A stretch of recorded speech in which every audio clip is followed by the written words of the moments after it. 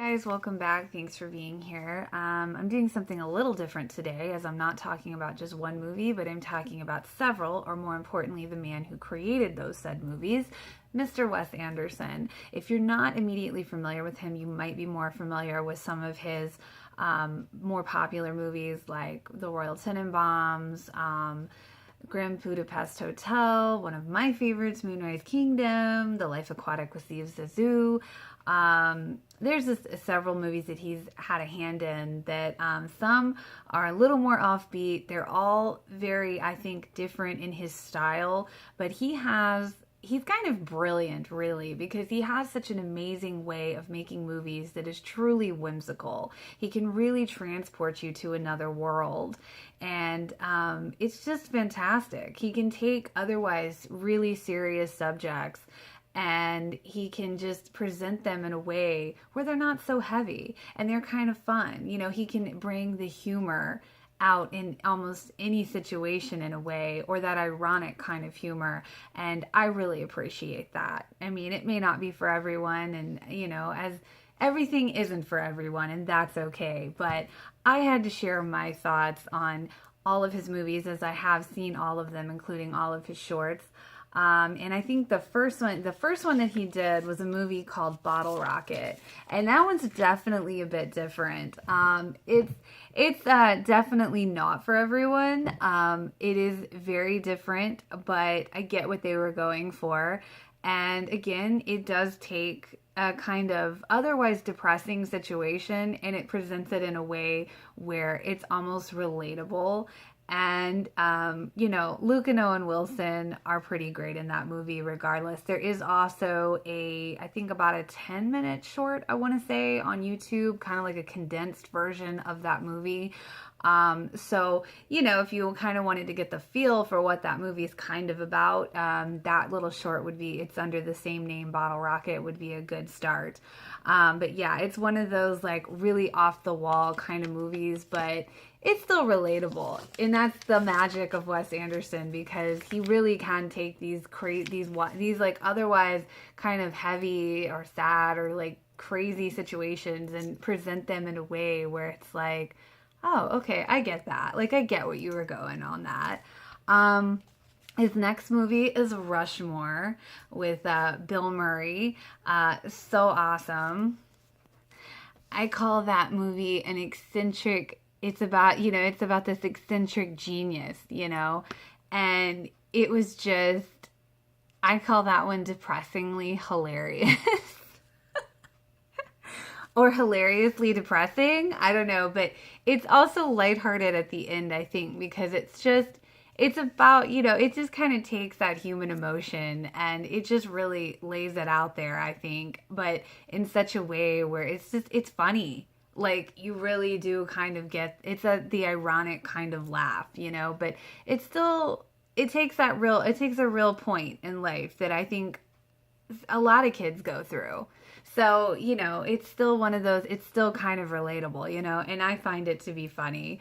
The next movie he did was The Royal Tenenbaums, which is really like, people really, I think, started picking up on that one because of all of the stars that were involved in it, because, gosh, it was like Danny Glover, Angelica Houston, Gene Hackman.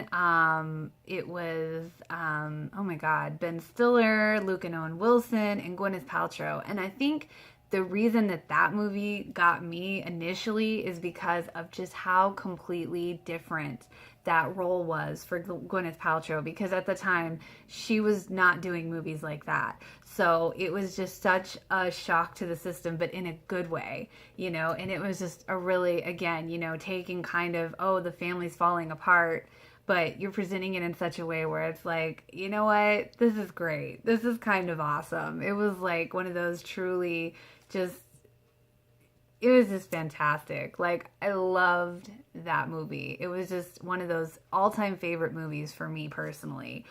The Life Aquatic with Steve Zissou also starred Angelica Houston and Bill Murray, and that was just fantastic. I swear I want to be Eleanor when I grow up. Angelica Houston rocks in that movie, and it's just a fun, funky kind of movie, but it's all of Wes Anderson's movies have heart. Like, there is heart at his movies. They may seem off the wall and kind of crazy, but they all have heart, and I think that's why people love them. At least that's my theory. Moonrise Kingdom was the next one, and I tell you, that's one of my favorites because I remember watching it in the theater, and I was like, oh my God, it literally pulled me into that world. I was transported, and I also love that movie because it didn't end the way you thought it was going to end. And nowadays, with all the movies ending so, being so predictable, it's always nice when you watch a movie and you're literally surprised by the ending because you didn't really see it going that way. And so I just remember being like, yes, even my friend that went with me, he felt the same way. He was like, yeah, I didn't see it ending like that. And we're pretty good at, predicting movies. So when a movie surprises me, that's always nice. But seriously, it is awesome when you find a movie that can transport you to another world and not be predictable. Oh, the next one was Grand Budapest Hotel, and I do love that movie. That one is kind of one of those kooky, crazy movies, but it's real. Like, it's just grounded in that realness, but it's so crazy that it has to be real. It's fantastic. It was heartwarmingly fun, and it was a beautiful story. Like, honestly, it was a lot of fun, though, at the same time, in my opinion. The Darjeeling Limited was the next one, and that was Owen Wilson. Is it Adrian Brody or Brody Adrian? I always get his name confused. And then Jason Schwartzman again. And I forgot to mention he was in Rushmore. He was the genius teen who was in love and having all the problems. But Jason Schwartzman is a great actor. And he works with Wes Anderson a lot. But in Darjeeling Limited, that was a journey, quite literally, about these three brothers coming together and literally going on a journey of self-exploration. And I loved some of the quotes from this movie because Angelica Houston was also in it briefly near the end. We're on a spiritual journey. We haven't located us yet. And then one line from Angelica Houston was, "We'll stop feeling so sorry for yourself. It's not very attractive." Great line. I mean, this movie was really about just life and truth and just finding who you are. And it was kind of beautiful. It was one of those like really beautiful, like the way he presents it. Once again, Wes Anderson really knocked it out of the park with that, in my opinion. The next one, I believe Wes Anderson was a producer on Fantastic Mr. Fox. Meryl Streep and George Clooney and Jason Schwartzman did the voices of the main foxes, and they were awesome. This movie was really, really cute. I wasn't really sure what to expect, but it was just really good. I mean, I really see what all the hype was about with everyone raving about it because it was super cute, lots of fun. It was just one of those heartwarming, uplifting, kind of humorous movies, and it was just a lot of fun. Really good for everybody, I think. I did like it how instead of cussing, they'd say, "What the cuss?" They put cuss where they would use a cuss word. I was like, that's adorable. His next movie was The Squid and the Whale. Now, that was a very different movie. I believe it was, I want to say Laura Linney and Jeff Daniels.